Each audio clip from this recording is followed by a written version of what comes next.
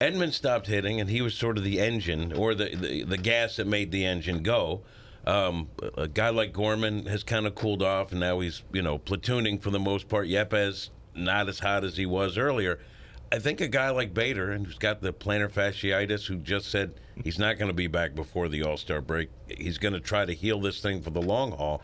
But I think they miss his energy. And I do think if they had their outfield in place, like Tyler probably needs a couple days to get going again.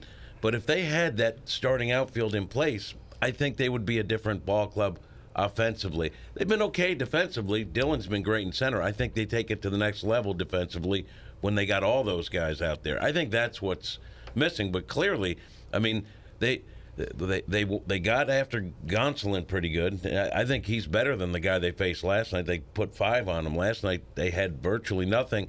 And Dakota pitched pretty well, 6 2/3. A couple of mistakes, and all of a sudden they're down 4, and it's pretty much over at that point. It was a rough one. And now the good news is the Reds are here. The Reds are here. But they just beat the Yankees. I saw that. Wow, the big boys. And by the way, because when I have a take, if I'm wrong, I got to admit it. It was one outing, but TJ McFarland, inning and 2/3. Skyrless. Got some ground balls. Are you all in on that now? No, I did not like the move. I did not like sending Zach Thompson down, who is helping you win games. So I hope that TJ McFarland is good. I want him to be good. But at the time, this was a guy who was injured and wasn't productive earlier in the year, and you were sending a guy down who was helping you win games. Which is, I mean, Thompson pitched well. So, and I agreed with you, like the premise, we're going to stretch him out. If he was here, he could have helped them win that game the other night. But now you got a few games against the Reds. You're going to look at McFarland. You're going to look at probably Verhagen again. And then they're going to assess. And I think that's how they're going to decide where they're going to go after the All-Star break. So this is what Nolan Arenado said last night. I don't want to win the wild card anymore. Obviously, you get to the playoffs. It's great. If we get in, great. But you want to win the division. It's important to win the division. I've never won it. I would like to be a part of that. I like him. He's so highly competitive.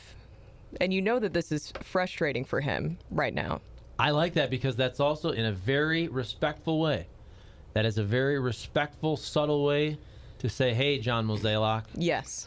Go get me some help. Go get Charlie. me some help. We're a wild card team. Make this club a division winner. But that's it's a very respectful way to point that out. And I think that'll be, he's going to opt out. He's not opting out. No. He likes it here. But people, he's not happy with Mo, so he's going to opt out. He's not opting out. But clearly, they need another starting pitcher in there. You know, It's very clear. Yeah. Somebody's trying to correct you on here. Do you honestly think Bader being back just for his energy is going to fix this team's problems? Question mark, question mark. I'd like some of whatever you're smoking, Jim. How about the Yankees putting Carp in the outfield just to get his bat in the lineup? Question mark, question mark. Can't believe I'm saying this, but we sure could use his office. Oh, damn it. Offense. He's got a great office. God, I almost had it. It didn't matter if you read that right. I just think that's an awful text. Like, really? Like, you're going to say we should have kept Carpenter? Really? Or Nobody wanted Matt Carpenter. Are you when he kidding was me? here. For 2.5 years. Why are you looking at me? Jim did, actually. And then you're going to say, what's that? I think you were the biggest supporter of Matt Carpenter. Ooh. What? I never said that he should stay. No, I know. You were just... Keep it up. Yeah, I don't really know if I was a supporter. When he was struggling, it looked like he was done. You right? wore your jersey Sometimes in you just early. need a change of February. scenery. I think that's what's happening with Matt He's got a good Carpenter. memory. No, And he's doing really well. But a change of scenery really helps. What for I didn't players, like too. is when people are like, he was never good, he was a clog. I mean, I'm just saying when he led off, his on-base percentage as a leadoff guy was elite level, and then he fell in love with the home run, and then he lost it, and then everyone thought he was done, including me. He goes and he accepts a minor league deal, and then, his numbers were pedestrian, 275 hitter at AAA, so he got out of it. The Yankees we'll roll the dice on this guy, and he found it. Hold on. He had great power. You can't just say batting average. He had tremendous power at AAA. He was hitting bombs. Yeah, I at AAA. I just didn't see this coming. You know what he's doing with the Yankees, but it wasn't like I was we need Carpenter up here. That's kind of where you were going with that. Is that where you not say that? You got a memory like an elephant. I just remember several times during the work stoppage when you walked in with your Matt Carpenter jersey on. Okay, so we're not telling the truth. And a pen.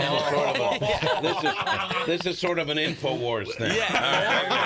I get it. Now, so my point being that text was, I mean, not a great text because no one wanted Matt Carpenter here. And I don't know what deals they're going to make to bring in a bat. If they can, that would be great. I just think if they were healthy and had all the pieces in place, they'd be better. And I did just say before you read the text, they need another starting pitcher. Yeah. That's where I think their biggest need is.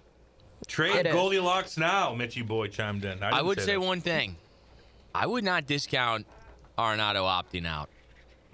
Based on?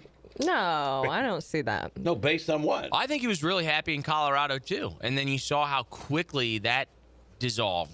And this is a guy who's getting up into his 30s now, and he wants to win. I don't think there's any question that the number one priority in his life right now is to win a world championship. I don't think he cares a damn about money. And I think in Charlie's point about this being a very subtle way to move the needle maybe with the front office to get somebody to make sure that he is aware that the organization is doing everything they can to try to get him a championship, this becomes a very vital next 3 weeks, in my opinion, especially coming on the heels of playing the Dodgers, who have done everything with the pocketbook to spend money to try to buy championships. I agree. It's a nudge. But trust me, he's with Goldschmidt all the time. Those two want to win here, okay? Those two want to win here, and I think they're going to do everything they can to try to push improvements for the team so they can be in a position. I don't think you tie what he said, which I believe is a nudge at the front office, to him wanting to opt out. I don't think he wants to leave the Cardinals, but if this is your last opportunity to opt out for the next 5 years until after your age 36 season, I would tell my agent, well, hey, I won't opt out, but why don't you make sure the Cardinals give me an extra year? That's what I would do. Dude, and can I just say this? Sometimes things work out for both parties. And Arenado is one of my favorite Cardinals of all time. Genuinely love watching this guy compete. But the Cardinals also have Jordan Walker. They've got Nolan Gorman. They've got Yepes. They got to decide where they're going to put these kids that they don't have defensive spots for right now. Yeah. I'm just saying, I wouldn't rule it out completely. Is it likely? Probably not. I'm just saying it's something worth talking about. Or a team that has given up young players and gotten burned may be reluctant to package up one of those guys to get precisely what they need to make them a better team. Real quick, at some point, you're going to have to use one of these guys. We still got confusion. Somebody goes in, and this is from 636. Oh, no. They go, I agree with Charlie. I wouldn't put it past Arenado either. He wants to win it all. That's awesome. How did that? No, No. that could be a joke. No. I don't. No. It's a 636. It's not any. It's not a regular texter. It's not a regular texter. No, Charlie. You were wrong yesterday about that. They thought you just had that rant about Arenado. I just think Isn't that something? It's amazing that their political views are so intertwined. Unbelievable. That it's confusing. But here's Now, I just looked at his text history, and he sent me some texts yesterday on High Noon when we were talking about the Royals and vaccines. He definitely knows. Yeah. This is a That was a planted joke. But here's the deal. You guys were wrong yesterday, but A go lot ahead. of times, I get that, but a lot of times, Nate and I are actually arguing with each other. So these people, do they think that I'm arguing with myself? Yelling at That I him. have multiple sometimes. personality disorder? They do And argue then with real you. time. we just So all funny. enable it. It's so funny. No, I do argue with myself because my brain doesn't work in a linear fashion. But if you're having me argue with Nate and you think we're the same voice, the people that are listening, what do you think I'm doing? I don't know. But Maybe they think you're giving a soliloquy of some sort. Well, he just went on a rant for like 5 minutes, and they thought it was you. He was kidding.